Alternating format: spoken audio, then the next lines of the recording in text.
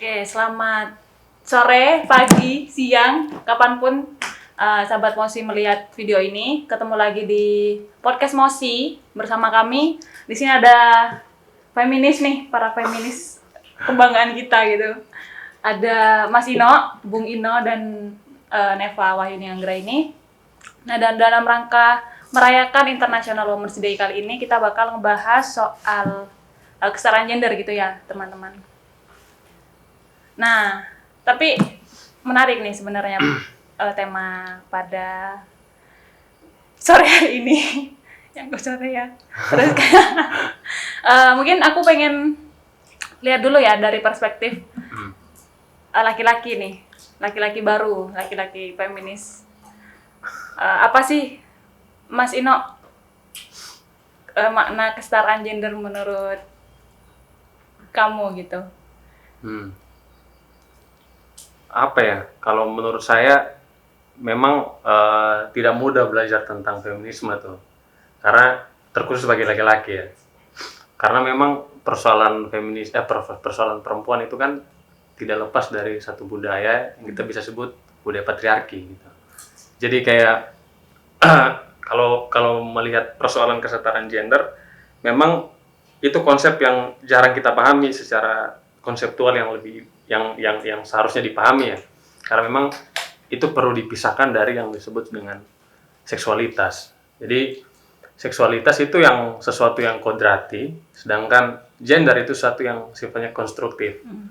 Nah, konstruktif ini yang mau dikritisi oleh kelompok-kelompok feminisme, karena ada perlakuan dan juga distribusi kekuasaan yang tidak setara terhadap hak-hak individu karena ada perbedaan gender antara laki-laki dan perempuan. Nah, menurut saya konsep kesetaraan gender ini nih yang sebenarnya perlu dipahami lebih jauh juga, bukan hanya perempuan dalam konteks ini yang sering kali, walaupun memang lebih banyak perempuan, tapi ketika kita pakai konsep kesetaraan gender, kita juga tahu lebih banyak bahwa bukan hanya gender perempuan, tapi laki-laki juga dalam konteks tertentu juga bisa didiskriminasi oleh budaya patriarki itu. Jadi saya kira sebenarnya ini juga kembali mendorong kita bahwa sebenarnya sesuatu yang keliru kalau kita mengatakan feminisme itu perjuangan hanya untuk perempuan. Sebenarnya perjuangan untuk laki-laki juga. Kadang karena watak misoginisme yang terlalu kuat, langsung cepat curiga lah bahwa feminisme ini seakan-akan mau mendominasi lah atau segala macam, mau melawan laki-laki lah segala macam.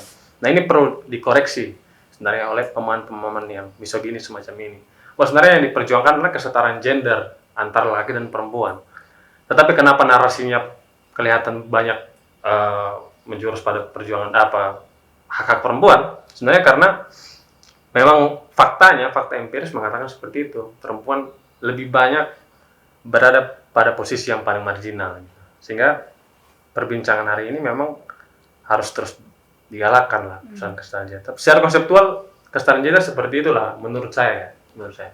Jadi gimana nih maksudnya, kayak kondisi-kondisi seperti apa yang menurutmu itu menunjukkan bahwa perempuan dan laki-laki sudah setara, ataupun kita sebagai ya beragam jenis kelamin gitu. Kondisi seperti apa yang menurutmu itu menggambarkan kesetaraan gitu? Menurut saya kesempatan yang sama. Kesempatan yang sama dan perlakuan yang juga sama, tidak berbasis identitas gender tertentu. Tapi bisa dibahas sangat banyak kalau bukan hanya gender. Menurut saya kenapa feminisme itu semakin ada pembahasan yang dimasukkan, tidak hanya karena kalau hanya berhenti pada persoalan gender yang dibaca, kita berhenti pada pembacaan identitas itu hanya sifat tunggal, jenis kelamin. Sebenarnya ada yang perlu dibaca lebih jauh tuh. Bagaimana dengan perempuan-perempuan yang mungkin dari kelompok masyarakat tertentu, itu kan pengalamannya berbeda.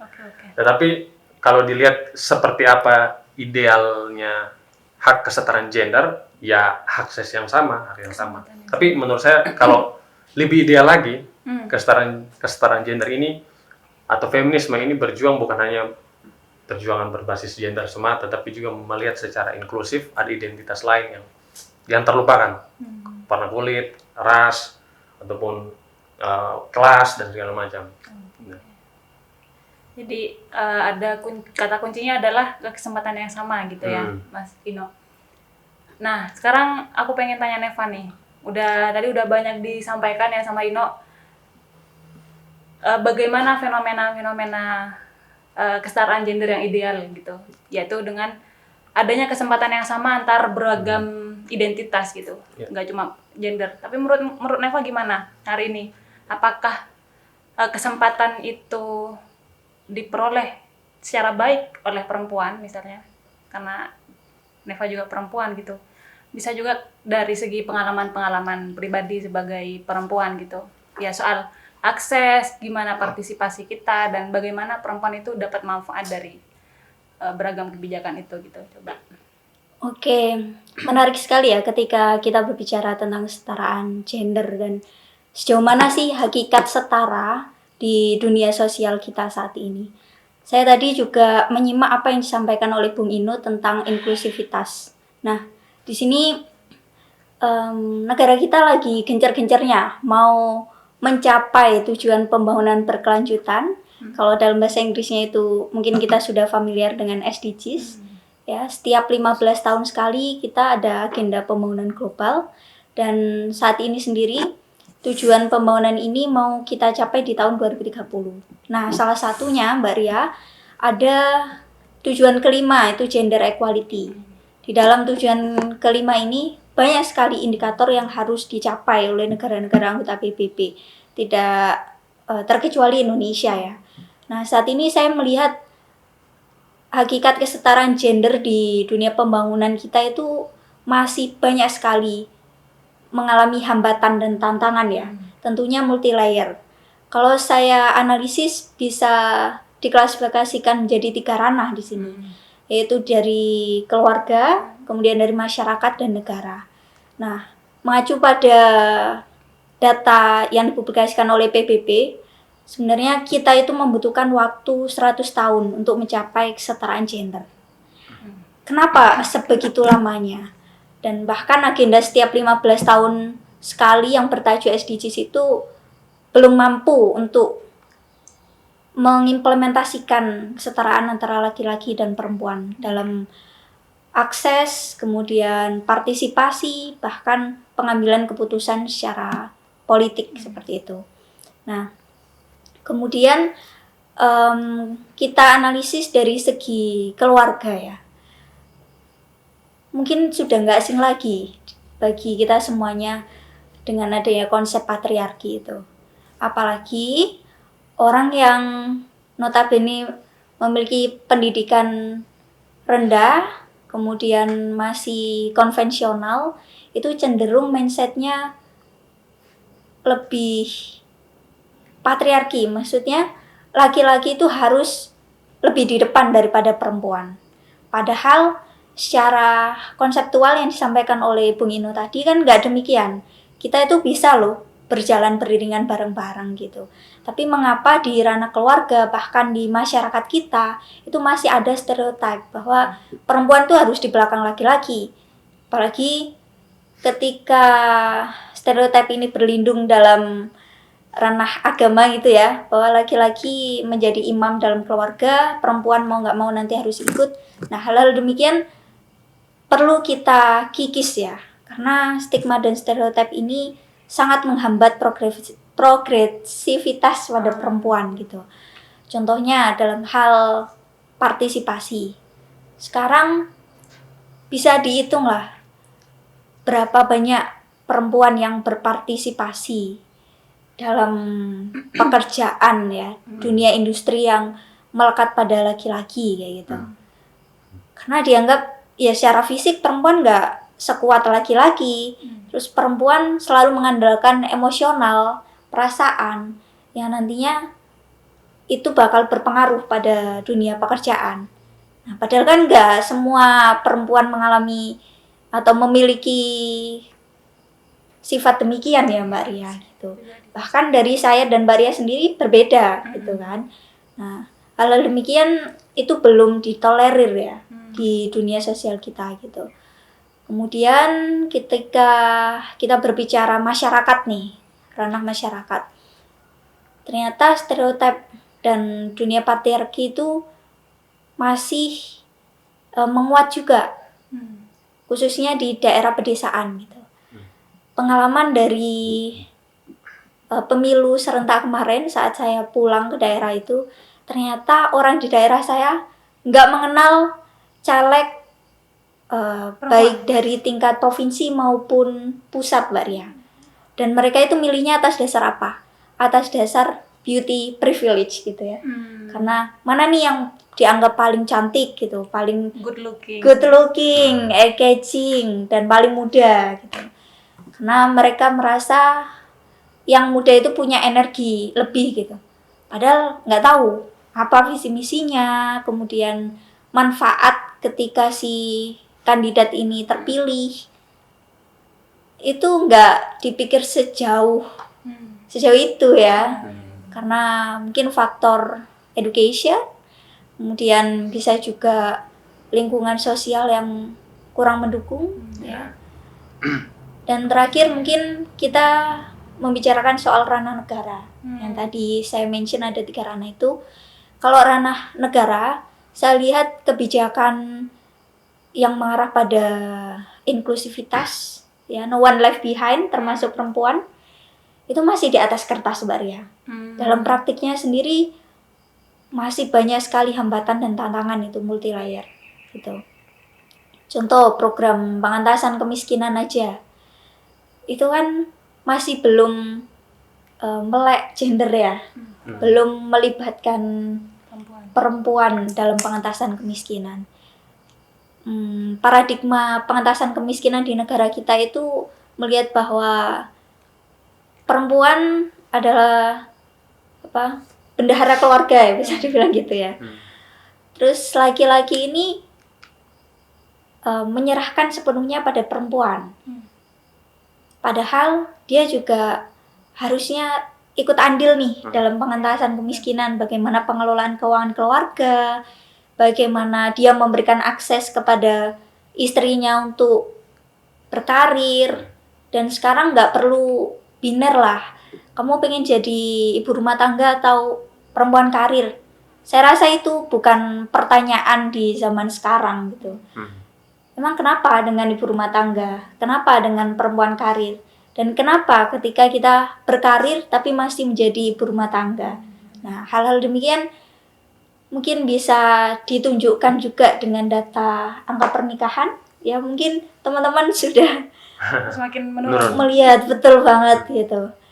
Mungkin ini salah satu bentuk kesadaran generasi muda kayak kita bahwa ini loh, kesetaraan gender itu penting dan negara harus aware gitu. Terlebih di indikator gender equality itu ada tujuan untuk melindungi korban KDRT, terus juga memberikan akses kepada perempuan di dunia politik gitu, partisipasinya mereka nggak hanya dari segi kuota aja, tapi bagaimana praktikalnya, seperti itu mungkin, Mbak Ria. Oke, menarik ya yang disampaikan Neva. Ada 3 layer katanya, itu keluarga, household, masyarakat, sama negara gitu. Bagaimana sebenarnya yang dibaca itu adalah partisipasi perempuan, tapi mereka nggak bertanya gitu kan, bagaimana misal partisipasi perempuan ada, tapi apakah partisipasi itu sampai pada kontrol dan manfaat yang diterima sama perempuan, itu enggak gitu. Hanya sekedar ada gitu. Kalau di Sarah Longman kan, Sarah Longway dia bilang harusnya partisipasi itu sampai kepada manfaat gitu kan ya, Nev ya. Harus manfaatnya harus kerasa sama perempuan meskipun dia udah berpartisipasi gitu. Tapi mungkin ini sih aku pengen nge-highlight soal 3 layer itu. Ada 1 layer yang mungkin itu dilupakan sama SDGs, dan juga ini mungkin bentuk ketidakawarean kebijakan ya. Layernya market. Bagaimana pasar tuh harusnya masuk juga di layer-layer itu gitu. Jadi ada 4 layer yang ini gitu. Nah, untuk lebih lanjut lagi ya teman-teman, kita bahas setelah ada caruk maruk itu tadi yang udah dibahas sama Neva. sekarang kita ganti lagi ke Bung Ino. Kira-kira gimana nih Bung Ino? Kenapa kira-kira itu terjadi gitu? Ketidaksetaraan bahkan ya seperti cerita-cerita Neva tadi, gimana? Menurut saya apa ya, persoalan struktur sebenarnya, persoalan struktur. Karena begini, kalau membangkitkan semangat atau spirit gender, kesetaraan gender, sebenarnya itu struktur yang merangsang agensitas seseorang. Nah sayangnya memang struktur kita tuh budaya patriarki itu mengokupasi semuanya. Jadi perempuan bahkan juga tidak semua feminis, tidak semua perempuan punya rasa yang sama kayak perempuan-perempuan yang sadar bahwa diri mereka tuh dalam posisi yang ya dapat ancaman atau mungkin sedang didiskriminasi. Tidak semua, apalagi laki-laki tuh. Itu karena budaya ini mengokupasi semuanya, bahkan sampai ke sistem politik. Jadi menurut saya untuk menjawab semuanya, mau tidak mau kita harus lihat dari segi kebijakan juga. Kalau kita ngomong persoalan-persoalan perempuan dalam aspek pembangunan ya, misalnya kalau kita bisa kritisi sistem politik kita kan memang sangat patriarki sekali. Bahkan undang-undang TPKS itu saja ya walaupun diisi oleh perempuan-perempuan saja ya belum menjamin. Artinya representasi itu kan tidak terwujud di wajah kekuasaan hari ini, baik di eksekutif maupun di legislatif. Nah, begitupun ketika perempuan merangsek masuk ke dalam saja kan cukup sulit tuh. Mau berpartisipasi, mungkin perempuan feminis yang merasa bahwa politik formal adalah salah satu jalan yang penting. Tapi ketika bersaing di dalam, justru sudut pandang masyarakat malah tidak apa ya, malah masih mendiskriminasi juga. Seperti kata Neva, ada objek yang diperhatikan. Misalnya harus fisik, segala macam, tidak melihat kualitas dia. Kalau laki-laki kan mau bentukannya seperti apa juga ya, yang penting ya tidak dilihat beda halnya lah cara pandangnya ke perempuan. Nah, itu yang tidak adil di situ. Apalagi kebijakan-kebijakannya, undang-undang TPKS dan segala macam kan salah satu wujud nyata bahwa persoalan perempuan itu belum diselesaikan. Nah, kalau saya ambil contoh mungkin karena saya tulis buku juga sama teman-teman tentang dilema perempuan adat, itu saya ambil kasus di geothermal tuh, di Flores tentang perempuan yang mereka berada di barisan pertama tuh.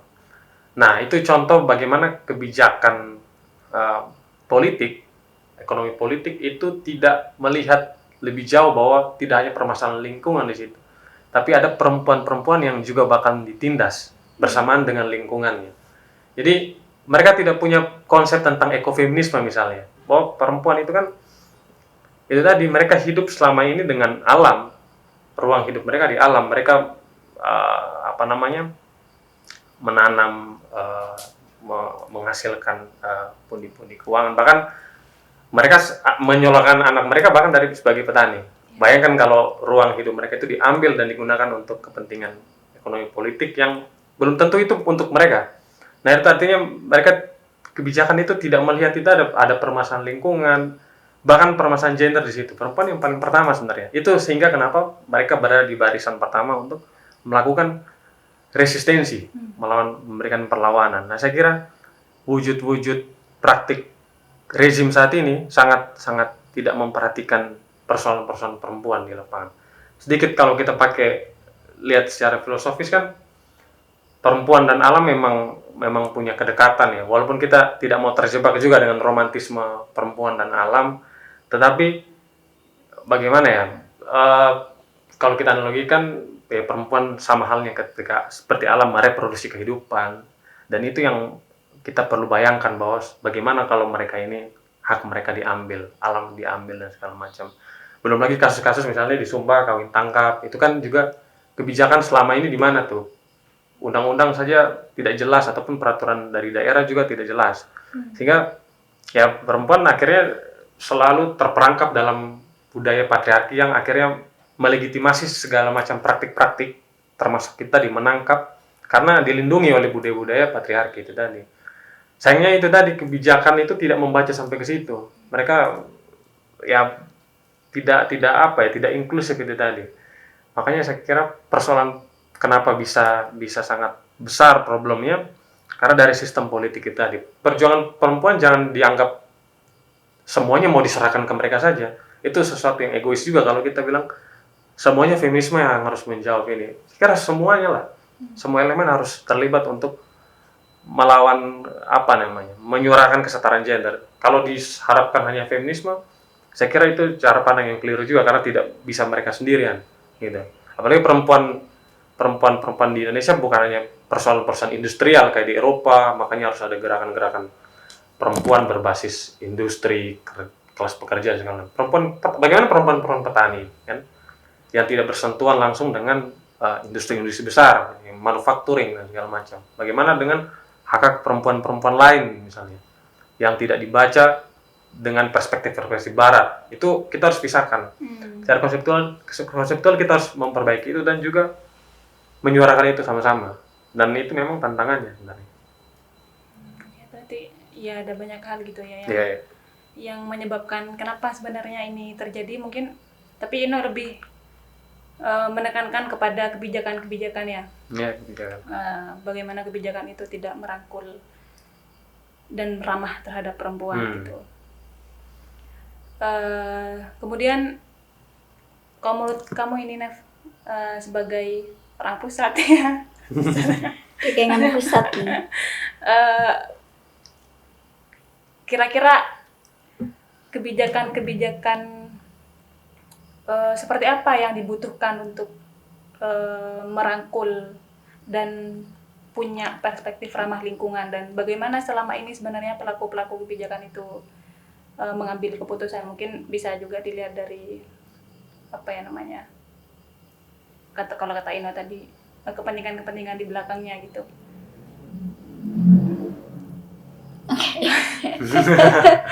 Gimana? Berbicara tentang kebijakan tuh ya, Mbak ya. Berat banget ya. Aku juga kayak aduh, berat banget ya.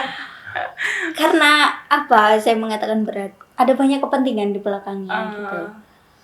Di sini kita nggak hanya membicarakan soal laki-laki, perempuan maupun sumber daya alamnya aja. Tapi ada kepentingan ekonomi ini yang menurut saya paling signifikan sehingga mendorong kebijakan itu dilakukan tidak semestinya gitu. Seperti merampas hak-hak perempuan, adat, kemudian lingkungan alam yang sekiranya itu sangat bermanfaat untuk kehidupan masyarakat adat di sana. Nah, hal demikian rada kompleks ketika kita analisis gitu ya. Karena perlu dipreteli satu-satu nih kepentingan di balik kementerian maupun lembaga ini tuh siapa sih backingannya, untuk apa, dan ya itu tadi akhirnya masyarakat kecil ya yang nggak berdaya itu nggak bisa ngapa-ngapain. Sekencang apapun dia melakukan resistensi, ketika negara tidak memberikan perlindungan dan aware terhadap eksistensi maupun kesejahteraan dari perempuan adat itu sendiri, ya kesetaraan nggak akan tercapai. Seperti itu. Dan saya melihat saat ini kita itu masih dalam ranah kepentingan ekonomi politiknya itu untuk mencapai kesetaraan gender gitu. Oke. Terlalu banyak kepentingan ya, padahal tubuh perempuan cuma satu gitu. Tapi kepentingan di balik itu kayak gimana nih sebagai perempuan? Mungkin Ino nggak merasakan ya, apa gimana No? Apanya nih? Merasakan dirinya ditarik-tarik oleh banyak kepentingan sebagai laki-laki loh ya. Ya, tapi kalau kamu laki-laki bakal milih yang good looking atau enggak No? Ya, jujur. Enggak lah. Ayo. Enggak. Kualitas pastinya. Oke, kualitas ya. Oke. Terus gimana? Udah kita panjang lebar ya bahas soal fenomena yang terjadi, terus kenapa misalnya dan sistem ekonomi politik kita yang memberatkan perempuan gitu. Nah, kira-kira karena di tema IWD kita juga ini ya, inspire inclusion nih. Kita harus take action terhadap beragam fenomena itu tadi. Nah, kira-kira mau ngapain nih kita gitu, dan bagaimana kita mencari dan meraba-raba jalan keluar itu gitu. Mungkin Bu Ino boleh dari perspektif laki-laki kayak gimana tahu apa gitu. Mungkin laki-laki punya pandangan lain terhadap fenomena ini kan. Ya kalau untuk bicara action ya apa ya, saya kira Soalnya mohon maaf ya, kayaknya laki-laki tuh agak susah diajak kerja sama sih dalam bertahan membangun ini gitu, kesetaraan dan keadilan gitu. Gimana? Betul. Karena gini, persoalan kenapa seperti itu, budaya patriarki ini kan ada beberapa yang menghasilkan semacam situasi di mana perempuan didiskriminasikan, sedangkan laki-laki kebanyakan diuntungkan. Sehingga satu sistem budaya yang dominan itu kenapa bisa langgeng, karena ada strategi penguasaan, strategi yang sengaja dimapankan gitu. Nah, kelompok-kelompok ini yang kita sebenarnya salah juga kalau saya mengira yang membuat ini semuanya ada laki-laki. Sebenarnya bahkan perempuan yang kita di awal ngomong bahwa sebenarnya bahkan perempuan juga ikut bagian dari itu, yang tidak paham tentang atau sense dengan hal-hal semacam ini. Sebenarnya saya kira kenapa sulit sekali kita keluar dari sini, karena ada juga yang diuntungkan itu tadi, dan dominasi memang kelihatan bahwa laki-laki adalah sebagai kelompok yang memang paling susah untuk memahami isu itu, karena mereka lahir dengan privilege. Gimana perempuan itu tidak hanya, menurut saya bukan hanya dibedakan sejak lahir, bahkan sejak orang tuanya mau buat saja sudah didiskriminasikan. Misalnya kayak, aduh saya ingin punya anak laki-laki deh, sudah ada harapan seperti itu. Bahkan dari sebelum dia lahir sudah didiskriminasikan, sehingga perlakuannya pasti juga berbeda. Nah, anak memang sulit menjadi laki-laki untuk bisa memahami itu. Saya sendiri baru S1 belajar tentang feminisme, kesetaraan gender, dan dari situ banyak paham ternyata ya seperti itu persoalannya, sekompleks itu. Dan saya kira tidak semua laki-laki itu tadi mau untuk memahami ini. Nah, yang itu menjadi tantangannya, bahwa sebenarnya bukan hanya perempuan yang harus dituntut untuk belajar tentang feminisme atau isu kesetaraan gender, tapi laki-laki juga. Bahwa sebenarnya budaya patriarki ini mengancam semua orang sebenarnya, bukan hanya, walaupun ada yang diuntungkan itu tidak bisa mungkin. Itu kenapa ada strategi pelanggengannya dalam banyak bentuk ya, termasuk dalam kebijakan, dalam praktik-praktik di rumah tangga misalnya. Terus kalau di budaya-budaya kita ada disebut mahar, di timur ada belis. Itu kan kalau kita lihat lebih jauh, kita jangan hanya membaca perempuan lagi dikomodifikasikan. Memang walaupun perempuan kadang senang tuh kalau nilai mahar mereka tinggi, mereka senang tuh. Tapi mereka merasa nilai mereka tuh jadi lebih tinggi, padahal mereka tuh lagi itu tadi. Berarti kamu merasa terancam nih. Begitu. Laki-laki juga dalam konteks itu bahkan juga lagi sedang tidak harus dibayangkan laki-laki juga. Sehingga kenapa kekerasan terhadap perempuan misalnya di NTT itu cukup tinggi, karena permasalahannya dari belis itu tadi.